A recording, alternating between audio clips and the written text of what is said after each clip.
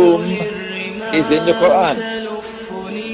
There is a chapter of the Quran named chapter Room, Surah Room. And room in the Quran refers to the Eastern Christian Orthodox Church.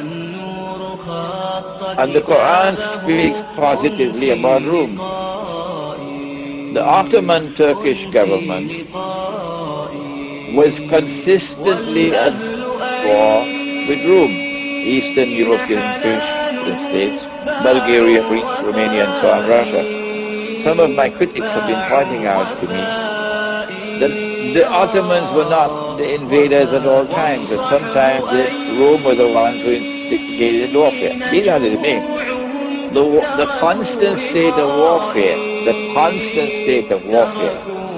between Ottoman Islam and Rome led to very bitter feelings amongst people of Greece, for example, against Islam. When a Turkish civil war takes place and the Turkish army invades Syria on behalf of NATO, remember that there is a prophecy of Prophet Muhammad, Allah's blessing be upon him, that you will make an alliance with Rome. And secondly, there is a verse of the Quran which I want to introduce to your viewing audience for the first time. The Quran says that in time to come you will find, this is in the 5th chapter, Surah Al-Ma'idah, and it is around maybe 80 something.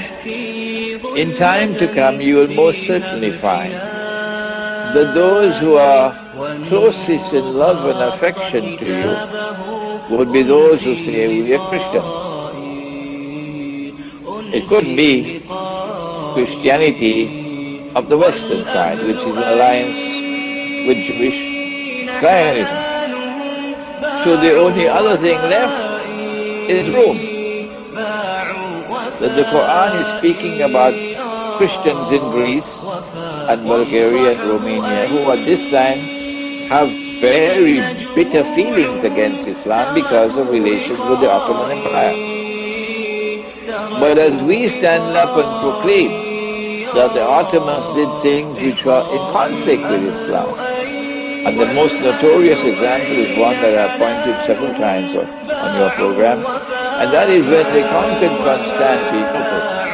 They shamefully, disgracefully, and manifestly sinfully took the greatest cathedral of Christianity, of Rome, of Eastern Christianity, Hagia Sophia, which had been a cathedral which was used for 1,000 years, Morris, 1,000 years. And this was the religious and spiritual heart of Rome. And they transformed it into a masjid. In doing that, they plunged a dagger into the heart of Rome. And so the bitterness has been there all these years.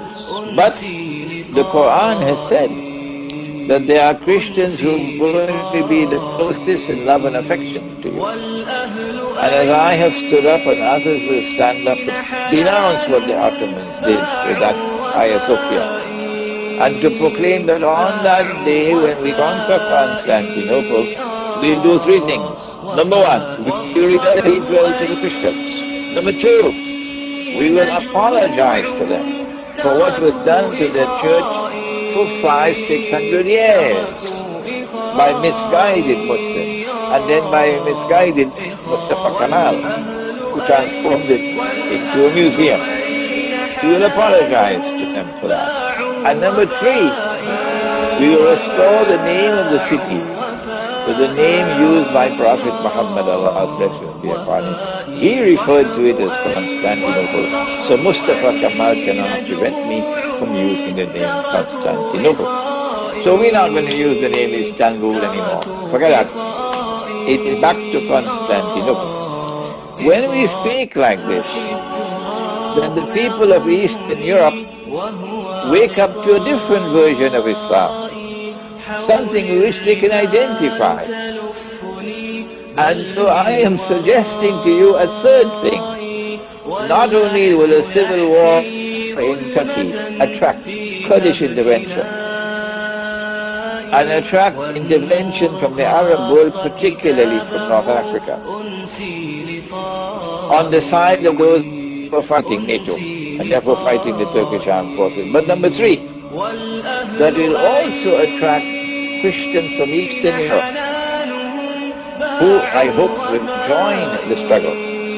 So it's going to be an alliance between Muslims and Christians. And our Prophet has said that that alliance is going to come in the last age. So an invasion of Syria by the Turkish armed forces is going to bring momentous change to the world and going to change the chessboard in a manner that even they cannot expect today.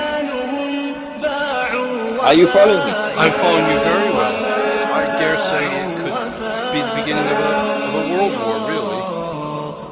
Yes, the Turkish attack on an invasion of Syria is going to be the beginning of what will eventually become the Third World War. But I don't really recognize it as the third, because I say the first and the second were actually two parts of one war. The Second World War was unfinished business from the first one. So the Third World War is coming. And the Third World War is going to pit the two world powers, the American alliance, the NATO alliance, and the Russian alliance, against each other. And Israel wants these two to mutually knock out each other, mutual destruction. So what is left of the world after that, the Zionists can rule the world. But I believe there is going to be a series of wars which eventually will culminate. What the Christians call Armageddon, and the Prophet Muhammad called the Malhamah. So I think this is enough for today, that I have presented this analysis of the implications of the continued unrest in Turkey and the likelihood that continued unrest with fuel being poured into the fire to keep it going, it's likely to produce this outcome of the government seeking a diversion and therefore launching an invasion of Syria. And if they do launch an invasion of Syria, it's going to be the beginning of the end. And it's going to provoke these kinds of responses, namely the Kurdish response from the Arabs, and the response from Christian Eastern Europe. Thank you very much. You're going to please a lot of people here. I've been asked so often for weeks and months for your opinion on what is going on. Yes, I failed to mention to you that I was speaking to you from Pakistan. I just arrived in Pakistan a few days ago, and I'm on my way to Moscow. And from Moscow to Caracas to Trinidad. So I'm going to spend the whole month of Ramadan in Trinidad. And on my way back in October, I am expecting an invitation from the State University of Moscow. So I'll be delivering some lectures and also entering into dialogue with the Russian Orthodox Church. I'm looking forward to that, Morris. I'm looking forward to that. Well, are you going to be giving talks in Pakistan and in Russia? No, we have no lectures in Pakistan.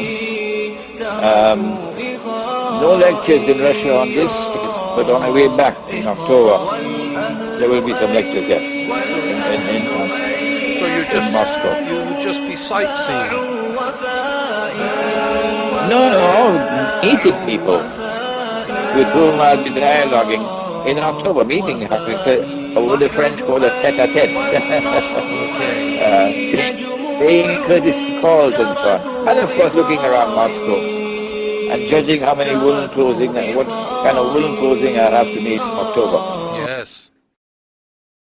الشيطان الرجيم بسم الله الرحمن الرحيم الحمد لله رب العالمين الرحمن الرحيم مالك يوم الدين إياك نعبد وإياك نستعين اهدنا الصراط المستقيم صراط الذين أنعمت عليهم غير المغضوب عليهم ولا الضالين